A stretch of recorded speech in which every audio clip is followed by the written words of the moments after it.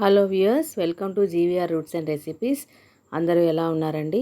ఈరోజు ఎంతో టేస్టీగా ఉండేటువంటి మునక్కాయ టమాటా కర్రీ ఏ విధంగా చేయాలో చూద్దామండి. ఈ మునక్కాయల్లో కాల్షియం కంటెంట్ అనేది ఎక్కువగా ఉంటుంది కాబట్టి మనం ఇది మన ఆహారంలో జోడించుకున్నట్లయితే కాల్షియం బాగా పొందొచ్చు. సో దీనికి కావాల్సిన ఇంగ్రీడియంట్స్ అండి ఇవి. వీటన్నిటిని కూడా శుభ్రంగా కడుక్కొని తరిగి పెట్టుకుందాము. ఈ మునక్కాయలకు ఉన్నటువంటి ఆ పొట్టును కూడా చక్కగా నారను తీసివేసి కట్ చేద్దాము. ఇప్పుడు గిన్నెలో కొద్దిగా ఆయిల్ వేసుకొని తరిగి పెట్టుకున్నటువంటి పచ్చిమిర్చి అలాగే ఆనియన్ వేసుకుందామండి. సిమ్లో పెట్టుకొని మంటని నెమ్మదిగా వాటిని వేయించుకుందాము. సో మన బాడీకి ఉపయోగపడేటువంటి అన్ని ఇంగ్రీడియంట్స్ని మన పూర్వీకులు ముందుగానే కనిపెట్టి ఈ తాలింపు గింజలు కానీ ఆ తాలింపు గింజల్లో ఉండేటువంటి జీలకర్ర ఇవన్నీ డైజెషన్ బాగా ఇంప్రూవ్ చేస్తాయి కదండి. ముఖ్యంగా పసుపు మంచి యాంటీబయాటిక్. సో ఈ పసుపు అనేది డైలీ మనము కొద్ది అమౌంట్లో కర్రీ రూపంలో తీసుకుంటున్నాం. అలాగే నేను కసూరి మెంతి వేసుకున్నాను, అల్లం వెల్లుల్లి పేస్ట్ కూడా వేసుకున్నాను.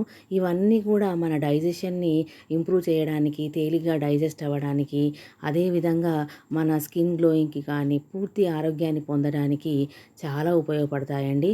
అందుకే అన్నిటినీ మైన్యూట్ అమౌంట్లో మనము ఈ కర్రీస్లో యాడ్ చేసుకోవడం జరుగుతుంది. చూసారా, ఇప్పుడు తరిగి పెట్టుకున్నటువంటి ములక్కాయ వేసుకుంటున్నాము. వీటిని కొద్దిగా మగ్గిన తర్వాత టమాటా కూడా తరిగి పెట్టుకున్నది వేసుకోవాలి. చూసారా, టమాటా అనేది ఈ మధ్యకాలంలో ఉడకట్లేదండి కాబట్టి సన్నగా తరుక్కోవాలి. అదేవిధంగా టమాటాలు కట్ చేసేటప్పుడు జాగ్రత్తగా చూసుకోండి. పురుగులు ఉంటున్నాయి. మంచిగానే బయటకు కనిపించిన లోపల పురుగులు ఉంటున్నాయండి. కాబట్టి చాలా కీన్ అబ్జర్వేషన్ చేసుకొని కట్ చేసుకొని వండుకోండి. ఎందుకంటే నేను కూడా అబ్జర్వ్ చేశాను కాబట్టి చెప్తున్నాను. సో ఈ విధంగా వేసుకున్న తర్వాత కలుపుకొని మూత పెట్టుకుందాం.